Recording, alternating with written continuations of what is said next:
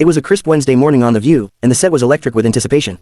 Mark Wahlberg was the featured guest, a Hollywood heavyweight known as much for his rough beginnings in action-packed roles as for his recent turn toward faith and redemption. The audience clapped enthusiastically as he walked on stage, wearing a navy blazer over a crisp white tee, casual yet confident. But what no one expected was how quickly the conversation would veer off course. Joy Behar, perched at the far end of the panel with her signature red frames and wry smile, was already flipping through her cue cards before the applause died down. She greeted Mark with a nod, not quite cold, but not warm either. "So, Mark," she began, a slight smirk tugging at her lips, "you've gone from tough guy in Shooter and The Departed to preacher. That's quite a leap. Do your fans even recognize you anymore?" The studio chuckled nervously. Mark blinked once, slowly. "It's not a leap, Joy. It's a journey. I'm not playing a preacher, I'm telling a story about someone who found redemption. It resonates with me." Joy leaned in, undeterred. "Right, but I mean, you've made a fortune off of violence.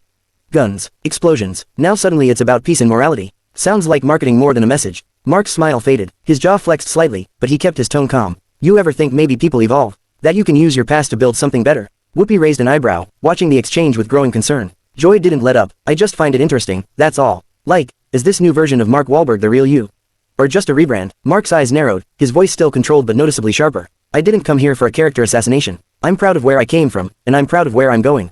"What about you, Joy? You've made a career out of criticizing people. Ever think about what that says about your brand?" The audience gave a collective, "Ooh," followed by a stunned silence. Joy stiffened. "Excuse me," I said. Mark continued, his voice firmer now, "Maybe you're not used to people calling you out. You sit here judging others all day, but when someone turns that mirror back on you, you call it an attack." Sunny Hostin shifted in her seat. Sarah Haynes blinked in shock. Alyssa Farah Griffin scribbled something nervously on her notepad. The mood had turned tense, and fast. Joy tried to hold her ground. "Mark, I ask the tough questions. That's what this show does. And I give honest answers," he shot back. "But you're not asking questions. You're accusing. You're dismissing the idea that someone like me, someone who came from the streets, who made mistakes, can grow." The tension was so thick it seemed to press against the cameras. For a long moment, no one said a word. Whoopi finally leaned forward, trying to defuse the situation. All right, we're gonna take a quick break. Don't go anywhere." The live audience was still trying to process what had just happened. Some were nodding in agreement with Mark. Others looked visibly uncomfortable. Twitter was already lighting up as the cameras faded to black. But backstage, it was clear, the real storm was just beginning. When The View returned from the commercial break, the energy in the studio had shifted dramatically. What had started as a typical celebrity interview had turned into live television dynamite, and now all eyes were on Joy Behar and Mark Wahlberg, sitting just feet apart but radiating tension like a wire pulled too tight. Joy attempted to reclaim control of the conversation, clearing her throat and flashing a practiced smile. "Well, things got a little lively before the break," she said with a chuckle that didn't quite reach her eyes. "Mark, maybe we just see the world differently. That's allowed, right?" Mark folded his arms and leaned back, cool but unyielding. "Sure, different perspectives are fine. But if you're gonna question someone's integrity live on national television, you'd better be ready for them to respond." The audience gave a low murmur of approval. Joy's smile wavered. "I wasn't questioning your integrity," she countered. "I was just pointing out what I see as a contradiction." Mark tilted his head. "You called it a contradiction, I call it growth. You don't have to believe in it, but I've lived it. I didn't read it off a teleprompter." The jab landed with precision. Even Whoopi couldn't hold back a smirk. Sunny Hostin's eyes darted between the two like she was watching a courtroom drama. Sarah Haynes awkwardly sipped water. Joy's tone grew sharper. "Look, I respect the idea of personal change, okay. But when celebrities start selling it like a product, turning it into movies, tours, merchandise, it's hard not to be skeptical." Mark leaned forward again, this time his tone more passionate than confrontational. "I'm not selling anything, I'm sharing what helped me. I've been in prison, I've hurt people, I've made choices that nearly ruined my life. But I took responsibility, I got right with myself and with God. If I can help even one person do the same, then yeah, I'll make movies about it. I'll talk about it on shows like this, even if I have to go toe-to-toe with critics like you." There was a pause, the kind that held weight. And then, slowly, the audience began to clap, not out of fandom, but out of something deeper. Respect. Joy, visibly flustered now, tried to interrupt again, but Mark wasn't finished. "You know what the real contradiction is," he said, eyes locked on hers. "It's people who preach tolerance and open-mindedness, until someone shows up who doesn't fit their narrative. You say you respect change, but you mock it when it doesn't come from someone you approve of." That hit home. The applause grew louder. "I've used my platform to raise millions for kids in rough neighborhoods. I've opened rehab centers, helped people who are struggling, not because it looks good, but because I've been there. So if you want to talk contradictions, Joy, maybe take a look at how quick you are to tear someone down for trying to do better." The room was fully behind him now. Even a few producers backstage were clapping. Joy sat back, blinking, lips pursed tightly. For once, she was out of retorts. Whoopi turned to the camera with a sly smile. "Well, Mark Wahlberg, you certainly know how to stir a conversation." Mark shrugged with a grin, finally relaxing. "I just believe in being real, even when it's uncomfortable." As the credits began to roll, Joy remained silent. The audience stood and applauded as Mark left the stage with a casual wave, his reputation not just intact, but elevated. And just like that, the internet exploded. Clips of the exchange were everywhere within minutes, labeled, "Mark Wahlberg shuts down Joy Behar on live TV." Memes, hashtags, think pieces, all swarming. Joy had underestimated him, and he had walked away not just as a guest, but as the man who rewrote the tone of The View. Within hours of the broadcast, The View was no longer just a daytime talk show, it had become the epicenter of a cultural firestorm. The clip of Mark Wahlberg's heated exchange with Joy Behar exploded across social media, cutting through the noise of celebrity gossip and political drama like a buzzsaw.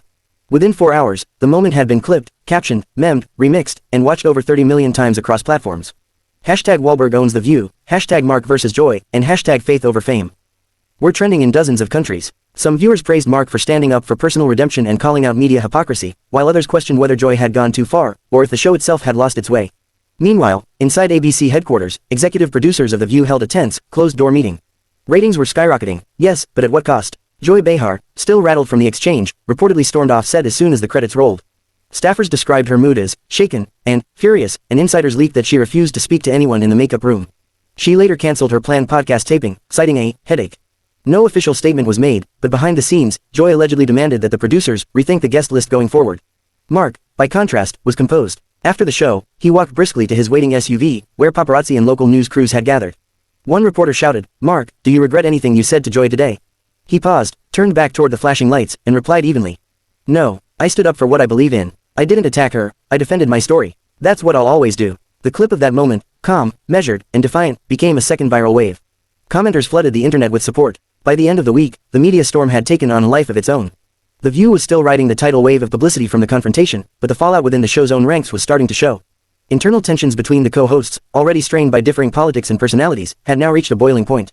Producers were walking on eggshells, trying to keep the peace without silencing the very dynamic that had drawn so many eyes in the first place. Mark Wahlberg, meanwhile, was thriving. His new film, Redemption Road, which had been flying under the radar prior to the incident, suddenly shot to the top of pre-order charts. Interest spiked not because of a flashy marketing campaign, but because people were curious. Curious about a man who had gone toe-to-toe with one of TV's most formidable panelists and walked away with his dignity and audience intact. He did a follow-up interview on Good Morning America, where he addressed the incident with poise. "I wasn't trying to embarrass anyone," he said, calmly. "I just think there's a difference between asking questions and attacking someone's past. Everyone's got baggage, mine's public, I've owned it, I work every day to be better than the man I was yesterday." That line, "I work every day to be better than the man I was yesterday," became a viral quote, printed on t-shirts, shared on Instagram stories, and even cited in a sermon at a megachurch in Texas. But while Mark's star rose, things behind the scenes at The View were increasingly volatile. Joy Behar returned to the show 2 days after the clash, offering no public comment about the incident. She opened the show with her usual wit, but longtime viewers noticed the edge in her voice, the clipped sentences, and the unusually frosty dynamic between her and her fellow co-hosts. Rumors leaked to the press that Joy had demanded a guest vetting overhaul, calling Wahlberg's appearance a setup. Others claimed she threatened to walk off the show for good if she felt blindsided again. A week later, a segment producer anonymously told Variety, "ABC execs saw the writing on the wall. Public interest in The View was high, but it wasn't sustainable if it turned into a daily battlefield." They extended an olive branch, offering Wahlberg an exclusive sit-down with Joy, a chance to clear the air and model reconciliation on national television. Mark's team considered the offer but politely declined. He said what he needed to say, his publicist explained. He's not interested in drama. He's focused on the work. Instead, Mark doubled down on his messaging. He launched a campaign tied to the film, #MyRedemptionStory, encouraging people to share their own journeys of growth, change, and faith. The campaign took off instantly. Hundreds of thousands submitted personal stories of addiction recovery, broken homes, prison reform, second chances. It became a